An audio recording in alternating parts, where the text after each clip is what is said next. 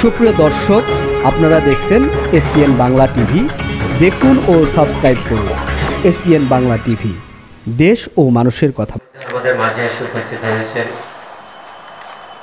আমাদের business digest পত্রিকার অত্যন্ত কাছের মানুষ, আপনজন, দেশের বরেণ্য শিক্ষাবিদ, রয়্যাল ইউনিভার্সিটির সম্মানিত উপাচার্য জনাব professor Mishkat Uddin.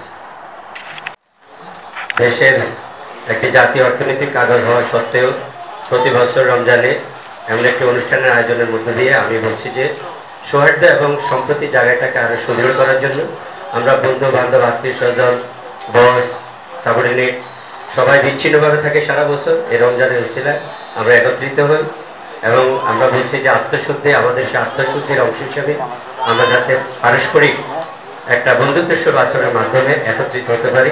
Business digest প্রতি বছরই এমনটি আয়োজন করে। আজকের এই অনুষ্ঠান আয়োজন করার জন্যে আমাদেরকে কৃতজ্ঞতার পাশে দাঁড় করিয়েছেন আমাদের আজকের অনুষ্ঠানের প্রধান অতিথি এবং প্রধান আলোচক, বিশেষ করে বেলাল হোসেন চৌধুরী। উনি এত চমৎকার আলোচনা করে, আজকে হয়তো সময়ের জন্য আমরা ওনার আলোচনা শুনতে পারিনি, অন্য এক সময় শুনবো। আমি প্রথম ওনার আলোচনার ভালোবাসায় বা প্রেমে পড়ে যায়। ওনার মায়ের মৃত্যুবার্ষিকীতে আমার সৌভাগ্য হয়েছে থাকার জন্য। সেদিন উনি দুইজন ইসলামিক স্কলারের সামনে যেভাবে বক্তৃতা করলেন স্বীয় মায়ের জন্য, সেটা আমাকে বিশেষভাবে আকৃষ্ট করেছে। সেজন্যই আজকের অনুষ্ঠানে বেলাল হোসেন চৌধুরী সাহেবকে আজকের অনুষ্ঠানে প্রধান আলোচকের হিসাবে আমন্ত্রণ জানিয়েছিলাম। অনুষ্ঠানে উপস্থিত রয়েছেন বিজনেস ডাইজেস্ট পত্রিকা এবং আমাদের অত্যন্ত সুখদুঃখের সাথে আমাদের পিডব্লিউডি অর্থাৎ গণপূর্ত অধিদপ্তরের সম্মানিত এডিশনাল চিফ ইঞ্জিনিয়ার ডাকছি। আর এবার আসছেন প্রকৌশলী আশরাফুল স্যার, বিশ্ববিদ্যালয়, অন্যতম বেসরকারি বিশ্ববিদ্যালয় royal university of Dhaka. Ramzan মাসে একসাথে বসে একে অন্যের সাথে আমরা তাল মিলে বসে কথা বলতে পারি, এই যে পরিচয় পর্বটা হতে পারে, এটাই একটা বন্ধন। ইসলামের কিন্তু এটাই একটা বন্ধন। ইসলামের 10 জন বসে ইফতারি করাটাই বন্ধন। এই সবাই ভালো থেকে থাকবেন এবং বিজনেস ডাইজেস্টের প্রতি সবাই কৃতজ্ঞতা প্রকাশ করবেন। ইফতার আমরা বক্তব্য শুনবো প্রধান আলোচকের মুখ থেকে। বিশেষ করে আমি আজকে এই অনুষ্ঠানের যে আয়োজক, বিজনেস ডাইজেস্টের প্রকাশক ও সম্পাদক জনাব প্রিন্স ভাইকে স্বপ্ননিবাসের পক্ষ থেকে আন্তরিক শুভেচ্ছা, অভিনন্দন। এবং আমরা এই বিজনেস ডাইজেস্টের উত্তরোত্তর সাফল্য কামনা করি। আমরা দীর্ঘদিন ওনার সাথে, এই প্রতিষ্ঠানের সাথে আমাদের সম্পর্ক, আমাদের এই সম্পর্কের বন্ধন যেন অটুট থাকে, এই ভালোবাসা যেন আরও সামনের দিকে আমরা এগিয়ে নিতে পারি, সেই দৃঢ় প্রত্যয় ব্যক্ত করে আপনাদেরকে স্বপ্ননিবাস অ্যাসেটস লিমিটেডের পক্ষ থেকে আবারও শুভেচ্ছা ও অভিনন্দন। আসসালামু আলাইকুম। আলোচনা সভা সময়ের প্রধান অতিথি, বিশেষ অতিথিবৃন্দ এবং আমন্ত্রিত অতিথিবৃন্দ সকলকে রমজানের মোবারকবাদ, রমজানের মোবারক। রমজান আমাদের আত্মশুদ্ধির যে অসীম সুবিধা এবং আমাদের আত্মতুষ্টির জন্য যে আমাদের এই রমজান অত্যন্ত মহৎ একটি, তবে এই রমজানে আমরা সকলে রমজানের সিয়াম সাধনার চেষ্টা থাকবে এবং আমরা অনেক অনেক ইবাদত বন্দেগীর মাধ্যমে আমাদের এই রমজানের যে ফজিলত সেটি আমরা হাসিল করব। আমি আবারও বিজনেস ডাইজেস্টকে ধন্যবাদ জানাই আমাকে এখানে বলতে দেওয়ার জন্য। সকলকে ধন্যবাদ। আসসালামু আলাইকুম ওয়া রাহমাতুল্লাহ। এখানে যিনি আব্দুল হ্যাঁ, কত তারিখে কোরআন অবতীর্ণ হয়েছে? রমজান মাসের কত তারিখে?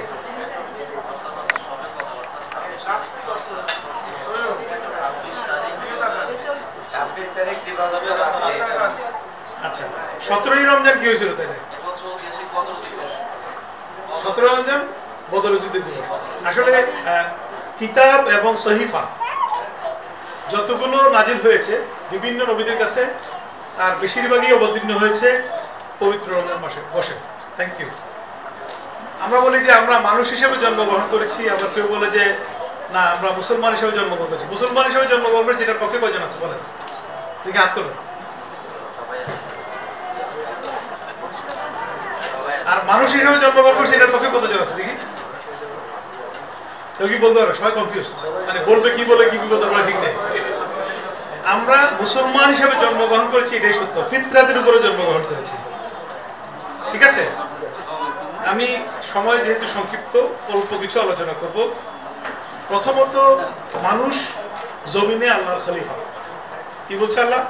ওয়াইজ ক্বালা রাব্বুকা লিল মালাইকাতি ইন্নী জাইলুন ফিল আরদি খলিফা। এখানে বলা হয়েছে যে তখনকার কথা স্মরণ করো যখন রাসূল আল্লাহ তার ফেরেশতাদেরকে বলছে যে আমি আমার জমিনে একজন মানে খলিফা পাঠাতে চাই, শুধু একজন না, খলিফা পাঠাতে চাই।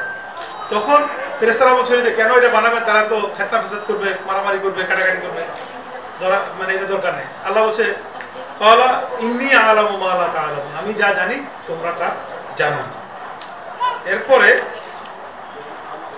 আল্লাহ আদেশ দিলেন ফাসাজাদু মানে বলছে হযরত আদমকে তোমরা সিজদা করো।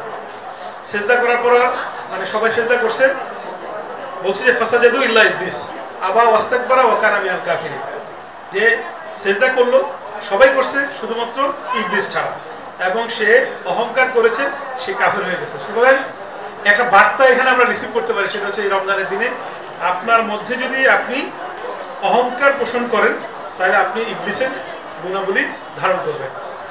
আল্লাহ বলেছেন মানুষকে কেন পৃথিবীতে আল্লাহ পাঠালেন? প্রথমে বললেন যে খলিফা করলেন, তারপরে পাঠালেন মানুষকে। কেন পাঠালেন? পাঠালেন এর জন্য ওয়া মা খালাকতুল জিন্না ওয়াল ইনসা ইল্লা লিয়াবুদুন, যে আমি মানুষকে তৈরি করেছি যে কি জন্য? মানুষ এবং জিন এই দুই জাতিকে তৈরি করেছি ইবাদতের জন্য, শুধুমাত্র ইবাদতের জন্য। আল্লাহ ইবাদতের পারপাজে উনি তৈরি করেছেন। তো আমরা দুনিয়াতে আসছি এবং আল্লাহ আমাদেরকে পাঠানো, যে আমরা যত কিছু করছি দুনিয়ায় কাজকর্ম করছি সবকিছুর মধ্যে কিন্তু আল্লাহর ইবাদতের একটা পারপাজ আছে। যদি আমরা ঠিক নিয়ত করি সেটাও আমাদের ইবাদত হিসেবে কবুল হবে। এরপরে সমস্ত মানুষ জাতির মধ্য থেকে শুধু মুসলমানদেরকে উত্তম বলা হয়েছে। কেন? মুসলমানদের মানে বলা হয়েছে যে এটাই একমাত্র দিন, একমাত্র এটাই ধর্ম। আল্লাহ বলছে ইন্নাদ দীন ইনদাল্লাহিল ইসলাম, আর কুনতুম খায়রা উম্মাতিন উখরিজাত লিন-নাস তা'মুরুনা বিল মা'রুফ ওয়া তানহাউনা আনিল মুনকার। তোমাদের মধ্যে থেকে সবচেয়ে উত্তম হচ্ছে রাসূলের উম্মত, যারা সত্যের পথে আহ্বান করবে এবং ইয়ের পথে তা'মুরুনা বিল মা'রুফ, ভালো পথে তারা আদেশ করবে, ওয়া তানহাউনা নিষিদ্ধের জন্য তারা নিষেধ করবে, ওয়া তানহাউনা আনিল মুনকার। এগুলো হচ্ছে কোরআন শরীফে আল্লাহ মানুষ সম্পর্কে, মানুষের গুণাবলী সম্পর্কে বলছে। এখন মানুষ যে পাঠিয়েছে, মানুষকে পাঠানোর জন্য দেখা দিক নির্দেশনা দিয়েছে, সেটা কি? সেটা হচ্ছে কোরআন। এই আপনি কি হাফেজ নাকি? না শুধু মুফতি? আপনি এখানে চলে এরপরে আমাদের সভাপতি মহোদয় তার বক্তব্যের মাধ্যমে অনুষ্ঠানের সমাপ্তি ঘোষণা করবেন বিফোর ইফতার। আপনারা, আমি যে জিনিসটা মেইনলি ফোকাস করতে চাই, আপনারা যারা রোজা রেখেছেন, আপনারা কিন্তু 1 মাস রোজা রাখেন, কিন্তু রোজার মাধ্যমে আমরা যেই জিনিসগুলো শিখতে চাই সেটা কিন্তু শুধুমাত্র 1 মাসে শিক্ষা না। কারণ এটা রোজার মাসটাকে আমাদের দেখতে হবে it's a period of training. যে কোনো অর্গানাইজেশনে ট্রেনিং দেওয়া হয় এবং ট্রেনিংটার সময় থাকে খুব সংক্ষিপ্ত, মনে করেন 3 দিনের ট্রেনিং, 7 দিনের ট্রেনিং। কিন্তু ট্রেনিংয়ে যে স্কিলটা শেখানো হয় সেটা কিন্তু এক্সপেকটেশন থাকে যে সারা বছর ধরে ওই স্কিলগুলো ওই ব্যক্তি রপ্ত করতে পেরেছে এবং ওই স্কিলগুলো সে প্রয়োগ করতে পারে।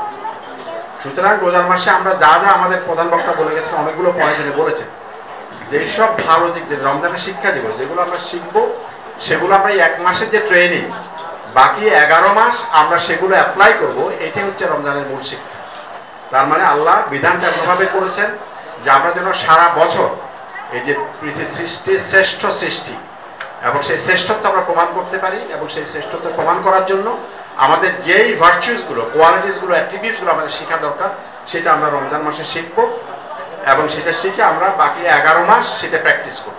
তাহলে কিন্তু পৃথিবীতে বর্তমানে এই যে বিভিন্ন জায়গায় যুদ্ধ হচ্ছে, বিভিন্ন জায়গায় বিভিন্ন অপরাধ হচ্ছে, হানাহানি, এই যে একজন একজনকে ধ্বংস করার প্রবৃত্তি, এগুলো কিন্তু এই পৃথিবীতে আর থাকার কথা ছিল না। এই পৃথিবীটা একটা স্বর্গে পরিণত হতে পারত যদি আমরা রমজানের শিক্ষাটা সঠিকভাবে শিখতে পারতাম এবং সারা বছর সেটা আমরা চর্চা করতে পারতাম।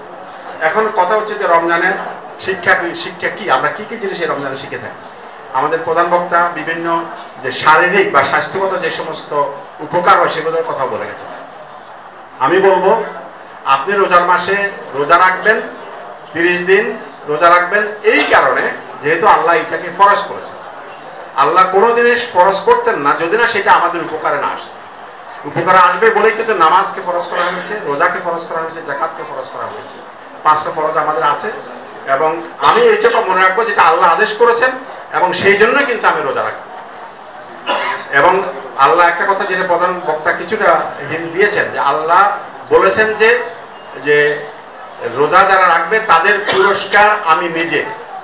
আমরা ভালো কাজ কেন করি? আমাদের মুসলমানরা আমরা কি চাই? যে মৃত্যুর পরে সবাই বেহেশতে যাবো, তাই না? সবাই আমরা বেহেশতে যাবো, ভালো কাজ করি কারণ বিনিময়ে বেহেশত চাই, সুখে থাকতে চাই। কিন্তু যিনি আমাদের রাসূলুল্লাহ বলেছেন যে একজন প্রকৃত মুসলমানের মূল রিওয়ার্ড হচ্ছে তিনি যদি আল্লাহর সাক্ষাৎ পান, আল্লাহর সাথে দেখা করতে পারেন। আপনারা জানেন যারা নবী রাসূল ছিলেন, যারা এই পৃথিবীতে আল্লাহর দূত হিসাবে এসেছেন, তাদের মধ্যে কিন্তু তারাও কিন্তু আল্লাহর সাক্ষাৎ লাভ করতে পারেন নাই। হযরত মুসা আলাইহিস সালাম আল্লাহর সাক্ষাৎ লাভ করতে গিয়ে একেবারে পুরো তুর পাহাড় কিন্তু ছাই হয়ে গেছে, আল্লাহর সাথে দেখা করতে পারেন না। আমাদের রাসূলুল্লাহ সাল্লাল্লাহু আলাইহি ওয়াসাল্লাম সবে মেরাজের রাতে অল্প সময়ের জন্য আল্লাহর সাথে কথা বলার সুযোগ পেয়েছিলেন এবং সেই সময় উনাকে বেহেশত দোজখ দেখানো, 5 ওয়াক্ত নামাজের যে বিধান এগুলো আল্লাহ তাকে শিক্ষা দিয়েছেন। কিন্তু যিনি রোজাদার তিনি যখন হাসরের ময়দানে আবার পুনরুত্থান হবে এবং স্বয়ং আল্লাহর সামনে একমাত্র যারা রোজাদার তারাই হাজির হতে পারবে, আল্লাহকে দেখার সৌভাগ্য তারা পাবে।